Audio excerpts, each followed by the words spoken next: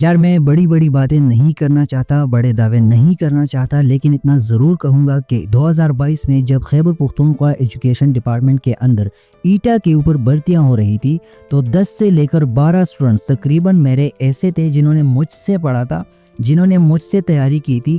Guidance उनको मैंने दी थी, बाकी उनकी मेहनत उनकी थी, सारी मेहनत उन लोगों ने खुद की थी। और आजकल अल्हम्दुलिल्लाह उनको जॉब करते हुए 2 साल भी मुकम्मल हो चुके हैं। अस्सलाम वालेकुम, मैं हूं आपका एडमिन मोहम्मद इमरान और आप देख रहे हैं मेरा यूट्यूब चैनल इमरान उस्ताद। दोस्तों, आज की इस वीडियो में पीडागोजी के 30 ऐसे एमसीक्यूज़ आप लोगों के साथ शेयर करूंगा जो काफ़ी इंपॉर्टेंट है। आपको हर उस पेपर में जहां पर पीडागोजी का सेक्शन हो, ये क्वेश्चन कंफर्म आपकी हेल्प करेंगे, इसलिए आपने इस वीडियो को पूरा देखना है। कमेंट लाजमी करना है, आपके मसले जो भी है व्हाटएवर आपने वो कमेंट में मुझे बताने हैं, ताकि उनके ऊपर मैं आपके लिए वीडियोस बनाऊंगा। आपके मसले मुझे मालूम होंगे तो उसके ऊपर वीडियोस बनाता जाऊंगा, आपकी हेल्प होती जाएगी। तो चलिए शुरू करते हैं आज की वीडियो। क्वेश्चन नंबर 1 आपकी स्क्रीन के ऊपर है, which teaching method is most suitable for developing critical thinking in students. Students के अंदर क्रिटिकल थिंकिंग की डेवलपमेंट के लिए कौन सा टीचिंग मेथड सबसे ज़्यादा सूटेबल है, सबसे ज़्यादा बेहतर है? Option A lecture method, option B story telling, option C problem solving method और ऑप्शन डी हमारे पास है demonstration. Correct answer is problem solving method. यहाँ पर इंपॉर्टेंट बात यह है कि हर एक एमसीक्यू के अंदर आपको टॉपिक्स मिल रहे हैं। पहला टॉपिक है टीचिंग मेथड, तो आपने पीडागोजी में टीचिंग मेथड के ऊपर काम करना है। उसके बाद है क्रिटिकल थिंकिंग। ये क्रिटिकल थिंकिंग पीडागोजी के अंदर एक कॉन्सेप्ट है, एक टर्म है। तो इन 2 टॉपिक्स के ऊपर आपने मजीद भी रिसर्च करनी है, इसके ऊपर क्वेश्चंस रेडी करने हैं। अपने पास ये वाला क्वेश्चन लाजमी नोट करें। सेकंड क्वेश्चन है, विच of the following is a student centred approach. Student centred approach इनमें से कौन सा है? Direct instruction, lecturing, cooperative learning और ऑप्शन डी हमारे पास है रिसाइटेशन। करेक्ट आंसर इसका है कोऑपरेटिव लर्निंग। देखिए यहाँ पर इंपॉर्टेंट टॉपिक कौन सा है, यहाँ पर जो अप्रोचेज हैं वो आपके टॉपिक्स है। स्टूडेंट सेंटर्ड अप्रोच हो गया, टीचर सेंटर्ड अप्रोच हो गया, डायरेक्ट इंस्ट्रक्शन हो गए, लेक्चरिंग मेथड हो गया, कोऑपरेटिव लर्निंग हो गए, रिसाइटेशन हो गए। तो आपने इनके ऊपर रिसर्च करना है, आपने इनके ऊपर क्वेश्चंस रेडी करने हैं। मेरे इस 30 एमसीक्यूज़ का मकसद यही है कि आपको इसमें इसी एक वीडियो में आपको कम से कम पीडागोजी के बेशुमार टॉपिक्स मिलें, जिन पर आप रिसर्च करें, जिनके ऊपर आप नेट के ऊपर ब्राउज करें और इनको याद करें। तो ये क्वेश्चन लाजमी नोट करें। ये जो टॉपिक्स यहाँ पर है, direct instruction, lecturing, cooperative learning, recitation, student centre approach कौन सा है, टीचर सेंटर अप्रोच कौन सा है, इन चीज़ों के ऊपर आपने रिसर्च करना है। अच्छा, नेक्स्ट क्वेश्चन पे जाते हैं। Bloom's taxonomy is primarily used for. Option A है setting instructional goals, option B हमारे पास है डिजाइनिंग कैरिकुलम, ऑप्शन सी हमारे पास है असेसिंग लर्निंग आउटकम्स और लास्ट वाला ऑप्शन है इवेल्युएटिंग टेक्स्ट बुक्स। देखिए ब्लूम्स टैक्सोनॉमी पीडागोजी के अंदर एक ज़बरदस्त टॉपिक है, ये काफ़ी इंपॉर्टेंट है, इसके ऊपर क्वेश्चंस लाजमी आते हैं। तो ये आपका टॉपिक हो गया मेन और इसका करेक्ट आंसर है assessing learning outcomes. Bloom's taxonomy का जो बुनियादी मकसद है ऑप्शन सी, यानी हम इस टैक्सोनॉमी के या इस थ्योरी के ऊपर हम जो मकसद हमारा होता है बुनियादी, वो होता है स्टूडेंट्स की जो लर्निंग आउटकम्स होती है उसको असेस करना। ठीक हो गया, तो ये काफ़ी इंपॉर्टेंट है। यहाँ आपको इंपॉर्टेंट टॉपिक मिला ब्लूम्स टैक्सोनॉमी का, तो इसमें डिटेल के साथ आपने इस चीज़ के ऊपर रिसर्च करना है, इसको पढ़ना है। टॉपिक कौन सा है? Bloom's taxonomy. अच्छा, नेक्स्ट क्वेश्चन हमारे पास है, in the learning process which factor contributes most to students motivation. Students की मोटिवेशन के लिए लर्निंग प्रोसेस में कौन सा फैक्टर ज़्यादा किरदार अदा करता है या ज़्यादा अहम है? ऑप्शन ए हमारे पास है रॉट मेमोराइजेशन, ऑप्शन बी हमारे पास है क्लासरूम एनवायरनमेंट, ऑप्शन सी हमारे पास है टीचर्स फीडबैक और ऑप्शन डी हमारे पास है पेयर प्रेशर। ये टॉपिक्स भी हैं आपके, ऑप्शंस भी हैं और आपके मज़ीद स्टडी के लिए, रिसर्च के लिए टॉपिक्स भी हैं। Correct answer is teachers feedback. Teachers की साइड से जो फीडबैक होता है वो स्टूडेंट के लिए मोटिवेशन का एक अहम जुज़ है, एक अहम पॉइंट है जो उनको मोटिवेशन की तरफ लेके जाता है, उनको प्रॉपर मोटिवेट करता है। नेक्स्ट क्वेश्चन है, कंस्ट्रक्टिविज्म एम्फसाइजेस ऑन। ऑप्शन आपके पास है मेमोराइजेशन, ऑप्शन बी हमारे पास है ड्रिल एंड प्रैक्टिस, सी हमारे पास है एक्टिव लर्निंग और ऑप्शन डी हमारे पास है teacher centred learning. Correct answer is active learning. अब ये पेडागोजी के इंपॉर्टेंट टॉपिक्स हैं।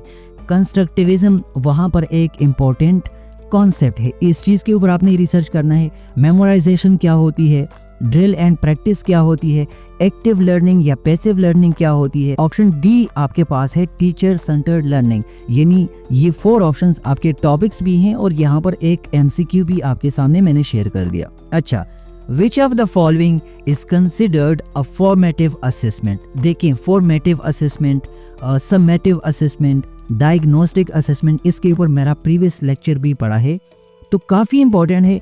यहाँ पर आपसे पूछ रहे हैं कि इसमें फॉर्मेटिव असेसमेंट कौन सा है। ऑप्शन ए हमारे पास है mid term exam, option B हमारे पास है quizzes during the lesson, option C हमारे पास है फाइनल एग्जाम, ऑप्शन डी हमारे पास है and of term project. Correct answer is quizzes during the lesson. Formative assessment एक टॉपिक है, आपको मिल गया। इसमें हम क्या करते हैं, लेक्चर के बीच में हम क्विजेज लेते हैं शॉर्ट, तो वो उस असेसमेंट को हम बोलते हैं फॉर्मेटिव असेसमेंट। इसके ऊपर पूरा लेक्चर इसी चैनल के ऊपर पड़ा है, आप देख सकते हैं। अच्छा, next question is in educational psychology scaffolding refers to. Option A हमारे पास है डायरेक्ट इंस्ट्रक्शन, बी हमारे पास है प्रोवाइडिंग स्ट्रक्चर्ड सपोर्ट, सी हमारे पास है मेमोराइजेशन और ऑप्शन डी हमारे पास है ग्रुप लर्निंग। देखिए, यहाँ पर करेक्ट आंसर तो आपको पता चल गया, प्रोवाइडिंग स्ट्रक्चर सपोर्ट। अब एजुकेशनल साइकोलॉजी का सब्जेक्ट है, ठीक है, उसके अंदर स्कैफोल्डिंग है, वो आपने लाजमी पढ़ना है, ये आपका इंपॉर्टेंट टॉपिक हो गया। उसके बाद डायरेक्ट इंस्ट्रक्शन क्या होती है, स्ट्रक्चर्ड सपोर्ट क्या होता है, मेमोराइजेशन के टेक्निक्स कौन कौन से है, ग्रुप लर्निंग क्या चीज़ है, उसमें क्या होता है, ये आपके टॉपिक्स है पेडागोजी के सब्जेक्ट के लिए। नेक्स्ट क्वेश्चन हमारे पास है the term differentiated instruction refers to. Option A teaching only advance students, option B using the same method for all of the students, option C हमारे पास है adopting teaching methods to meet individual needs, option D हमारे पास है focusing on students with disabilities. Correct answer is adopting teaching methods to meet the individual needs. देखिए, यहाँ पर आपको टॉपिक्स कौन कौन से मिल रहे हैं। क्वेश्चन के अंदर टॉपिक है डिफरेंशिएटेड इंस्ट्रक्शन, इसके ऊपर आपने रिसर्च करना है। इसके बाद एक दूसरा आपके पास टॉपिक है इंडिविजुअल नीड्स क्या होती हैं, वो पेडागोजी के अंदर आपने पढ़ना है। Focusing on students with disabilities, तो ये भी पेडागोजी के अंदर आपको एक टॉपिक मिल गया। इस चीज़ के ऊपर आपने प्रॉपर रिसर्च करना है, इसको पढ़ना है। ये नहीं, मैं आपको इस वीडियो में इंपॉर्टेंट टॉपिक्स भी साथ साथ बता रहा हूँ। Which instructional strategy involves students working together to achieve common goals. Option A हमारे पास है कोऑपरेटिव लर्निंग, ऑप्शन बी हमारे पास है इंडिपेंडेंट स्टडी, ऑप्शन सी हमारे पास है teacher led instruction, option D हमारे पास है inquiry based learning. Correct answer is option A cooperative learning. अब आंसर तो आपको यहाँ पता चल गया। इस क्वेश्चन में देखिए आपके पास पॉइंट्स कौन कौन से हैं, इंपॉर्टेंट टॉपिक्स कौन कौन से हैं, कॉमन गोल्स कैसे अचीव करते हैं, ये आपका इंपॉर्टेंट टॉपिक है पेडागोजी के लिए। कोऑपरेटिव लर्निंग क्या होती है, इंडिपेंडेंट स्टडी क्या चीज़ है पेडागोजी के अंदर, टीचर लेड इंस्ट्रक्शन क्या होते हैं, इंक्वायरी बेस्ड लर्निंग क्या होती है, ये आपके टॉपिक्स हैं। अच्छा, नेक्स्ट क्वेश्चन है विच of the following is not a principle of effective teaching. Correct answer इसका अभी से बता देता हूँ, टीचर डोमिनेटेड डिस्कशन। यहाँ पर क्वेश्चन में आपके पास टॉपिक्स कौन कौन से हैं, इफेक्टिव टीचिंग क्या होती है, उसके प्रिंसिपल कौन कौन से हैं, क्वेश्चन के अंदर टॉपिक्स आपको मिल गए। उसके बाद एक्टिव स्टूडेंट इंगेजमेंट क्या होती है, इंडिविजुअलाइज्ड अटेंशन क्या होती है, टीचर डोमिनेटेड डिस्कशन क्या होता है, इनकरेजिंग स्टूडेंट रिस्पॉन्सिबिलिटी क्या होती है। इस चीज़ को आपने टच देनी है, इसको पढ़ना है, ये आपके इंपॉर्टेंट टॉपिक्स है। ठीक हो गया। अच्छा, नेक्स्ट क्वेश्चन हमारे पास है विच of the following learning style is most likely preferred bye visual learners. काफी आसान सा क्वेश्चन है, visual, diagram and charts. Correct answer is diagram and charts. अब यहाँ पर आपके लिए इंपॉर्टेंट पेडागोजिकल टॉपिक्स कौन कौन से हैं, विजुअल लर्नर्स कौन होते हैं, उनके लिए कौन कौन से मेथड्स बेस्ट हैं, lectures, diagrams and charts, group discussion, hands on activities, ये पेडागोजिकल टर्म्स हैं, इनके ऊपर आपने काम करना है। आजकल तो एआई है, आपके पास व्हाट्सएप के अंदर एआई है, आपके पास मैसेंजर के अंदर एआई है, आपके पास चैट जीपीटी है, काफ़ी आर्टिफिशियल इंटेलिजेंस वेबसाइट्स हैं, वो आपको इन चीज़ों के ऊपर ईजिली हेल्प कर सकते हैं। अच्छा, नेक्स्ट क्वेश्चन है, विच educational theorist is known for the concept of zone of proximal development, ZPD। pedagogy के अंदर एक कॉन्सेप्ट है zone of proximal development। इसके लिए मतलब ये किसने इंट्रोड्यूस करवाई है, क्या नाम है उस बंदे का? So option A is Jean Piaget, option B Lev Vygotsky, option C John Dewey, option D BF Skinner. इसका करेक्ट आंसर है ऑप्शन बी लेव वेगोस्की। यहाँ पर आपने थ्योरीज पढ़नी है पेडागोजी के सब्जेक्ट्स के अंदर। एजुकेशनल साइकोलॉजी का सब्जेक्ट है, करिकुलम डेवलपमेंट का सब्जेक्ट है, करिकुलम एंड इंस्ट्रक्शन का सब्जेक्ट है, ठीक है, वो काफ़ी सब्जेक्ट्स हैं, उनके अंदर ये थ्योरीज पढ़ी हैं। किस बंदे ने थ्योरी इंट्रोड्यूस करवाई है वो आपको पता लगेगा, थ्योरी के अंदर आपको क्वेश्चन आ सकते हैं। तो यहाँ पर ये सारे आपके इंपॉर्टेंट टॉपिक्स है। जोन ऑफ प्रॉक्सिमल डेवलपमेंट क्या चीज़ है, ये भी आपका टॉपिक है। A lesson plan is important because lesson plan हमारे पास अहम है किस फायदे के लिए, मतलब क्यों अहम है? ऑप्शन ए हमारे पास है it ensures the teachers talks more, option B हमारे पास है it guides the teachers instructional process, option C हमारे पास है it restricts flexibility in teaching, option D हमारे पास है it increases students homework load. Correct answer is it guides the teachers instructional process. पहले तो आप लोग यहाँ पर टॉपिक देख लें। लेसन प्लान आपके पास टॉपिक हो गया, लेसन प्लानिंग क्या चीज़ है, कैसे करते हैं, इसकी इंपॉर्टेंस क्या है, पेडागोजिकल टर्म है। इसके बाद यहाँ पर इंस्ट्रक्शनल प्रोसेस क्या होता है, ठीक है, फ्लेक्सिबिलिटी क्या होती है टीचिंग के अंदर। तो लेसन प्लानिंग के ऊपर आपने रिसर्च करना है, ये सारी चीज़ें आपको क्लियर होती जाएंगी। बाकी क्वेश्चन आपकी स्क्रीन के ऊपर मैंने आपको बता दिया, आप नोट कर सकते हैं। What type of assessment is designed to determine whether students have achieved the learning objectives at the end of a unit? कौन सा असेसमेंट हम एंड ऑफ यूनिट के ऊपर लेते हैं जो हमें बताता है कि टीचिंग का जो मकसद है, जो लर्निंग ऑब्जेक्टिव्स है, वो हमें मिल गए? ऑप्शन ए हमारे पास है diagnostic assessment, option B summative assessment, C formative assessment, D continuous assessment. Correct answer is summative assessment. इसके ऊपर मेरा लेक्चर पड़ा हुआ है चैनल के ऊपर।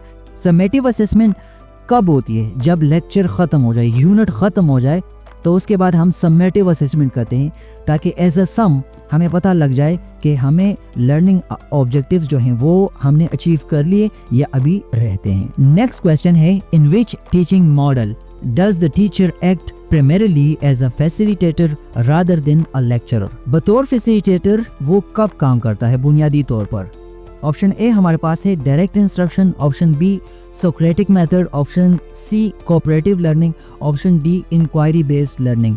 Correct answer is inquiry based learning. यहाँ पर इंक्वायरी बेस्ड लर्निंग में टीचर फर्स्ट यानी प्राइमरी तौर पर वो एज अ फैसिलिटेटर जॉब करता है, एज ए फैसिलिटेटर एक्ट करता है रादर देन अ लेक्चरर। ठीक है जी। अच्छा, यहाँ पर इंपॉर्टेंट टॉपिक कौन कौन से हैं? यहाँ पर फैसिलिटेटर क्या होता है, लेक्चरर क्या होता है, सोक्रेटिक मेथड क्या होता है, डायरेक्ट इंस्ट्रक्शन, कोऑपरेटिव लर्निंग क्या होती है, इंक्वायरी बेस्ड लर्निंग क्या होती है, ये आपके इंपॉर्टेंट टॉपिक्स हैं। तो इनके ऊपर आपने एआई से हेल्प लेनी है, बुक से हेल्प लेनी है, जहां से भी आपको ये टॉपिक्स बता रहा हूं। अच्छा, Howard Gardner's theory of multiple intelligences suggest that, ये एक थ्योरी है पेडागोजी के अंदर। अगर आपने पढ़ी तो ये क्वेश्चन आपके लिए बिल्कुल हलवा होगा। ऑप्शन ए हमारे पास है intelligence is a single general ability, B हमारे पास है all students learn best through the same method, option C हमारे पास है there are different types of intelligences, और ऑप्शन डी हमारे पास है intelligence can not be measured. Correct answer is there are different types of intelligences. देखिए, मेरी intelligence कुछ और है, आपकी मुझसे ज़्यादा हो सकती है, डिफरेंट हो सकती है। तो इस थ्योरी के अंदर हम ये चीज़ पढ़ते हैं। ये थ्योरी आपका इंपॉर्टेंट टॉपिक हो गया, इंटेलिजेंस क्या होती है, ठीक है, और मेथड्स कौन कौन से होते हैं, इंटेलिजेंस को मेजर कर सकते हैं या नहीं कर सकते, ये आपके इंपॉर्टेंट टॉपिक्स भी हैं। अच्छा, next question is which of the following is an example of intrinsic motivation? Inborn motivation जो होती है उसकी एग्जांपल यहाँ पर कौन सी है? Option A working hard to earn a reward, option B studying to avoid punishment, option C learning for personal satisfaction, और ऑप्शन डी हमारे पास है completing homework for praise. Correct answer is learning for personal satisfaction, inborn satisfaction जो बंदे के अंदर होती है उसको इंट्रिंसिक मोटिवेशन की एक एग्जांपल के तौर पर ले सकते हैं। तो यहाँ पर टॉपिक्स कौन कौन से हैं? इंट्रिंसिक मोटिवेशन क्या होती है, पनिशमेंट क्या चीज है, इसके ऊपर भी पेडागोजी में बड़े बड़े लेक्चर्स या टॉपिक्स आपको मिलेंगे। पर्सनल सेटिस्फेक्शन क्या होती है, होमवर्क क्या चीज है, इसको हम क्यों यूज करते हैं। होमवर्क अभी हमारे ज़हन में तो ऐसा है कि बस बच्चे को घर का काम दे दिया, इसके फ़ायदे क्या हैं, इसके ना करने के नुकसानात क्या क्या हैं, तो इस चीज़ को पेडागोजी कहते हैं। ठीक है जी, इनके ऊपर आपने काम करना है। अच्छा, which assessment tool allows students to assess their own learning, खुद इख्तिसाबी जिसको कहते हैं, अपनी लर्निंग को कैसे वो मैयर कर सकते हैं। ऑप्शन ए हमारे पास है पेयर रिव्यू, ऑप्शन बी हमारे पास है सेल्फ असेसमेंट, ऑप्शन सी हमारे पास है teacher made test, option D हमारे पास है स्टैंडर्डाइज्ड टेस्ट। ये तो काफ़ी आसान है। सेल्फ असेसमेंट, अपनी असेसमेंट खुद से करना, वो अपनी लर्निंग को उसके थ्रू मेजर कर सकते कि मैंने कितना सीखा कितना नहीं सीखा। तो यहाँ पर इंपॉर्टेंट टॉपिक कौन कौन से हैं? सेल्फ असेसमेंट क्या चीज़ है, पेयर रिव्यू क्या चीज़ है, टीचर मेड टेस्ट क्या होते हैं, स्टैंडर्डाइज्ड टेस्ट क्या होते हैं। अच्छा, पेडागोजी के अंदर टेस्ट के काफ़ी टाइप्स हैं, तो उनके ऊपर आपने रिसर्च करना है, उनके ऊपर आपने MCQs रेडी करने हैं। अच्छा, what is the main focus of summative assessment, summative assessment का बुनियादी जो फोकस है वो क्या है? Identifying learning gaps, providing feedback for improvement, grading and certifying performance, assessing learning during instruction. देखिए, समेटिव असेसमेंट क्या होती है?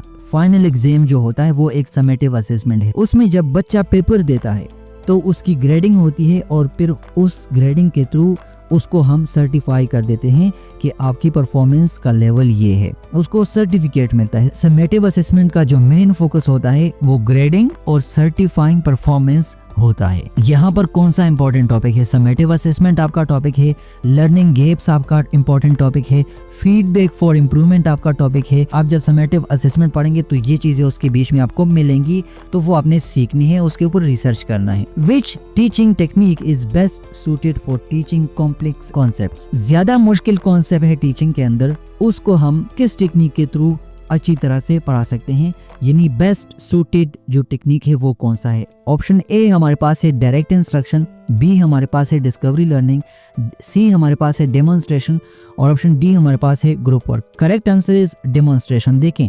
डेमोन्स्ट्रेशन के अंदर हम प्रैक्टिकली उनको शो करवाते हैं, तो मुश्किल से मुश्किल टॉपिक भी जब हम प्रैक्टिकल उनको सॉल्व करते हैं, उनके सामने रखते हैं, तो वो ईजिली सीख जाते हैं। इसलिए डेमोन्स्ट्रेशन कॉम्प्लेक्स कॉन्सेप्ट्स को समझाने का एक अच्छा मेथड है, एक अच्छा टेक्निक है। यहाँ पर इंपॉर्टेंट टॉपिक्स कौन कौन से हैं? टीचिंग टेक्निक्स आपके टॉपिक्स हैं, कॉम्प्लेक्स कॉन्सेप्ट्स क्या होते हैं वो आपका टॉपिक है, direct instruction, discovery learning, demonstration, group work, ये सारे पेडागोजिकल टॉपिक्स हैं आपके। अच्छा, in the inquiry based learning approach students primarily, option A, memorize facts, option B, listen to lectures, option C, conduct research and investigation, option D, follow strict teacher instruction। Inquiry based learning का जो approach है उसमें students बुनियादी तौर पर करते क्या हैं? करेक्ट आंसर देख लें आप पहले, कंडक्ट रिसर्च एंड इन्वेस्टिगेशन। मैंने उनसे कुछ क्वेश्चन पूछे, अब वो इंक्वायरी बेस्ड लर्निंग करेंगे, वो उस चीज़ के ऊपर रिसर्च करेंगे। जैसे मैं यहाँ पर आपको टॉपिक्स दे रहा हूँ, इसके ऊपर आपने इंक्वायरी करनी है, आप इन्वेस्टिगेशन करेंगे, उसके ऊपर रिसर्च करेंगे, इन्वेस्टिगेशन करेंगे, उसके बाद आप किसी रिजल्ट के ऊपर जाएंगे, यानी आपको पेपर में आसानी होगी, ये चीज़ आप सीख लेंगे, तो इसको इंक्वायरी बेस्ड लर्निंग कहते हैं। इसका बुनियादी मकसद कंडक्ट रिसर्च एंड इन्वेस्टिगेशन है। ठीक हो गया, तो ये आपके इंपॉर्टेंट टॉपिक्स भी हैं। अच्छा, who is associated with the concept of experiential learning, किस बंदे के साथ ये एसोसिएट करता है ये जो टर्म है experiential learning? Option A, B.F. Skinner, option B, Jean Piaget, option C, John Dewey, option B, Albert Bandura. अच्छा, correct answer is John Dewey. John Dewey की थ्योरी है पेडागोजी में, वो आप पढ़ेंगे, उसके ऊपर रिसर्च करेंगे, तो ये चीज़ आपको आसानी से समझ आएगा, ये कॉन्सेप्ट्स आपके जहन में बैठ जाएंगे और ये भी आप सीख लेंगे कि एक्सपीरियंशियल लर्निंग क्या चीज़ है। तो ये आपके इंपॉर्टेंट टॉपिक्स है। ये बंदों के नाम जो हैं ये भी आपके टॉपिक्स हैं, आपके पेपर में इनसे रिलेटेड भी क्वेश्चंस आ सकते हैं। The method of flipped classroom involves. Flipped classroom का जो मेथड है उसमें क्या होता है? Homework done in school and instruction at home, traditional lecturing followed by test, group activities in the classroom, teacher explaining the lesson at the and.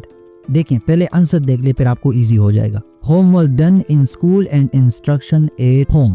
अच्छा, यहाँ flip classroom का मतलब क्या है कि उल्टा कर लो। मैंने होमवर्क बच्चों को दिया घर में करने के लिए, बच्चे ने वो यहाँ स्कूल में कर लिया, और जो इंस्ट्रक्शंस मैंने दी थी वो उसने घर में कर लिया। यहाँ पर जो मैंने पढ़ाया था वो उसने घर में कर लिया। इसको फ्लिप क्लासरूम कहते हैं, ये मेथड है। तो फ्लिप क्लासरूम कौन सा टॉपिक है, मतलब क्या चीज़ है, ये आपका इंपॉर्टेंट टॉपिक हो गया। ट्रेडिशनल लेक्चरिंग क्या होती है, इंस्ट्रक्शंस एट होम या होमवर्क ये क्या चीज़ है, ग्रुप एक्टिविटीज़ क्या होती हैं, लेसन एट द एंड क्या चीज़ है, वो आपके टॉपिक्स हैं। इस चीज़ के ऊपर आपने रिसर्च करना है, इसको पढ़ना है। अच्छा, a rubric is used in assessment for. Assessment के अंदर हम रूब्रिक्स यूज़ करते हैं, वो क्या है, मतलब किस लिए? Option A providing qualitative feedback, option B assigning random grades, option C testing rote memorization, option D monitoring attendance. देखिए, करेक्ट आंसर तो आपको यहाँ पता चल गया। प्रोवाइडिंग क्वालिटेटिव फीडबैक रूब्रिक है, असेसमेंट के अंदर क्वालिटेटिव फीडबैक प्रोवाइड करता है हमें। ये यहाँ पर क्वेश्चन तो आपको समझ आ गया, लेकिन टॉपिक्स कौन कौन से हैं? रूब्रिक्स क्या होते हैं असेसमेंट के अंदर, और क्वालिटेटिव फीडबैक क्या होती है, असाइनिंग रैंडम ग्रेड्स ये क्या है, टेस्टिंग रॉट मेमोराइजेशन क्या चीज़ है, रॉट मेमोराइजेशन हमने टेस्ट करना होता है इसमें कि बच्चे ने रट्टा लगाया है या नहीं, मॉनिटरिंग अटेंडेंस। तो ये टर्म्स हैं, ये कॉन्सेप्ट्स हैं, इनके ऊपर आपने रिसर्च करना है। अच्छा, which teaching method encourages students to use prior knowledge to solve new problems. Students के माइंड में जो पहले से नॉलेज है, न्यू प्रॉब्लम उसके सामने आ गया, वो उसके लिए यूज करता है। इस मेथड मतलब कौन सा मेथड उसको इनकरेज करता है, कौन सा मेथड यूज होता है? ऑप्शन ए हमारे पास है डायरेक्ट इंस्ट्रक्शन, ऑप्शन बी है drill and practice, option C है problem based learning, option D है lecture method. Correct answer is problem based learning. इसमें स्टूडेंट के साथ पहले कोई मसला आता है, वो उसको सॉल्व करता है, तो वो नॉलेज उसके जहन में होती है। फिर वो जब नया मसला उसके सामने आता है, उसी प्रीवियस नॉलेज के ऊपर वो उस प्रॉब्लम को सॉल्व करता है। तो प्रॉब्लम बेस्ड लर्निंग इस चीज़ को इनकरेज करता है कि पहले से जो नॉलेज है उसको यूज़ करके नया मसला जो सामने आया है उसको सॉल्व कर लो। यहाँ पर आपको टॉपिक्स कौन कौन से मिल रहे हैं? टीचिंग मेथड तो बता दिया आपको, प्रॉब्लम बेस्ड लर्निंग क्या होती है, लेक्चर मेथड क्या होता है, ड्रिल एंड प्रैक्टिस कौन सा मेथड है, डायरेक्ट इंस्ट्रक्शन कौन सा मेथड है। तकरीबन ये पहले भी बता दिए, अभी भी बता रहा हूँ, ये आपके टॉपिक्स हैं। अच्छा, which of the following is the main characteristic of formative assessment. Formative assessment का बुनियादी जो कैरेक्टरिस्टिक है वो कौन सा है? ऑप्शन ए हमारे पास है focus on final result, option B हमारे पास है continuous feedback during learning, option C हमारे पास है स्ट्रिक्ट ग्रेडिंग, ऑप्शन डी हमारे पास है फाइनल एग्जाम। देखिए, मैंने आपको बताया हुआ है फॉर्मेटिव असेसमेंट लर्निंग के बीच में जब हम क्विजेज, हम शॉर्ट पेपर्स देते हैं, वो कंटिन्यूअस होता है और उसके थ्रू हमें कंटिन्यूअस फीडबैक भी मिलता है। मतलब बच्चे को हम कंटिन्यूअस फीडबैक भी देते हैं कि बच्चे यहाँ पर तुम्हारे अंदर खामियां हैं, इस चीज़ को ख़त्म कर लो, इसको इम्प्रूव कर लो। इसको फॉर्मेटिव असेसमेंट कहते हैं और यही फॉर्मेटिव असेसमेंट का बुनियादी जो कैरेक्टरिस्टिक है वो है। तो यहाँ पर टॉपिक्स कौन कौन से? Formative assessment, continuous feedback, grading, final exams.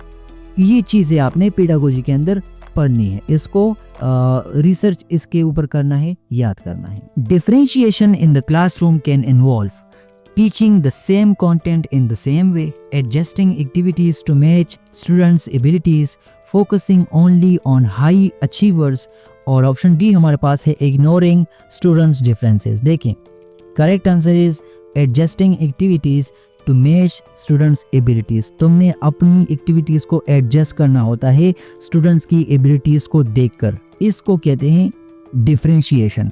ठीक हो गया। तो डिफरेंशिएशन का टॉपिक आपने पढ़ना है, ये एक टीचिंग मेथड है।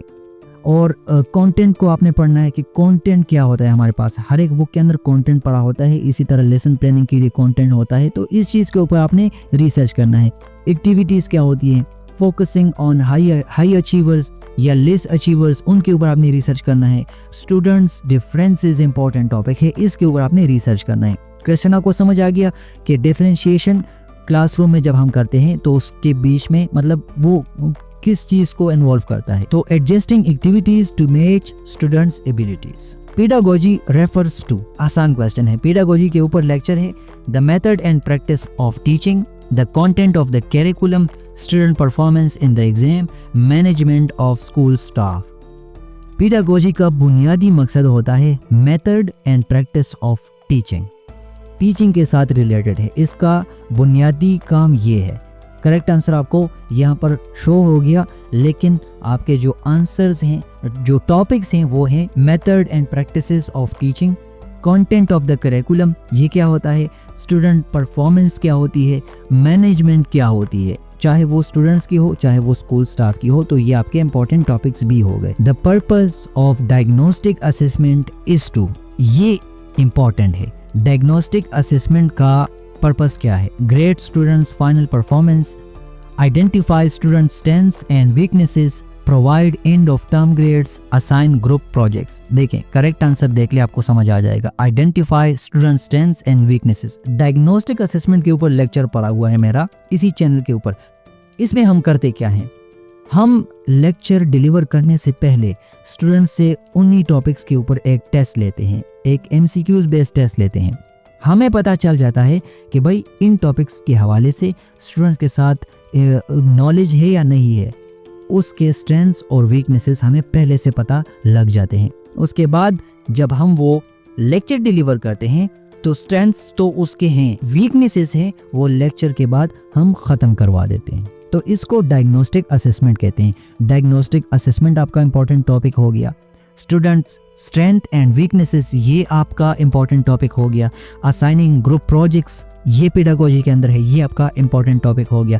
इन टर्म ग्रेड्स आपका इंपॉर्टेंट टॉपिक है, इसके ऊपर आपने रिसर्च करना है। अच्छा, which of the following is the least effective way to promote deep learning. Promote deep learning के लिए मतलब डीप लर्निंग को ज़्यादा प्रोमोट करने के लिए कम इफेक्टिव मेथड कौन सा है। Encouraging active learning, promoting memorization without understanding, engaging students in problem solving.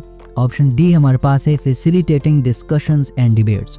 Correct answer is promoting memorization without understanding. ये अच्छा तरीका नहीं है, मतलब least effective way है। अगर तुम चाहते हो कि तुम्हारे बच्चे डीप लर्निंग की तरफ चले जाएं और तुम ये करोगे कि उनको रट्टलाइजेशन की तरफ लेके जाओगे, उनको चीज़ें याद करवाते जाओगे, तो वो वही चीज़ें याद करेंगे, डीप लर्निंग की तरफ वो कभी नहीं जाएंगे। तो लीस्ट इफेक्टिव जो तरीका है वो है option B, promoting memorization without understanding.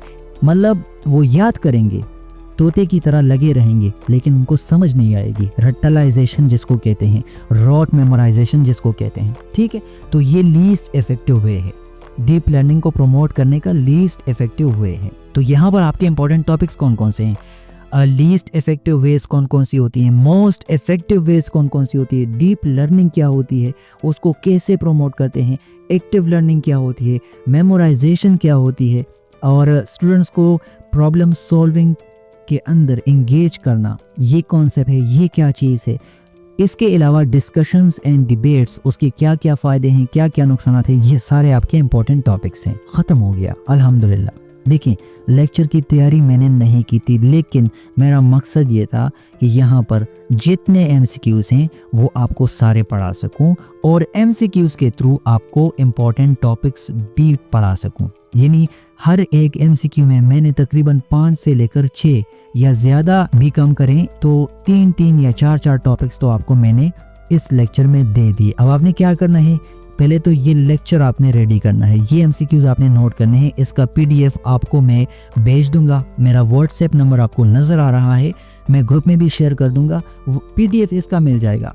लेकिन आपने ये इंपॉर्टेंट टॉपिक्स लाजमी कवर करने हैं। और कल के लिए प्लान ये है कि इसी तरह इंग्लिश ग्रामर का एक लेक्चर होगा, इंपॉर्टेंट टॉपिक्स भी मिलेंगे आपको, और ग्रामर का एक लेक्चर होगा, उसमें आपको ग्रामर इंशाल्लाह सॉल्व करवा दूंगा। इसी तरह से हम ग्रामर के लेक्चर्स अपलोड करेंगे, आप लोग पढ़ेंगे उसको तो आपको फ़ायदा ज़रूर मिलेगा। तो इंशाल्लाह कल की वीडियो में मुलाकात होगी। अपना ढेर सारा ख्याल रखिएगा। अस्सलामु अलैकुम वरहमतुल्लाहि वबरकातुहू।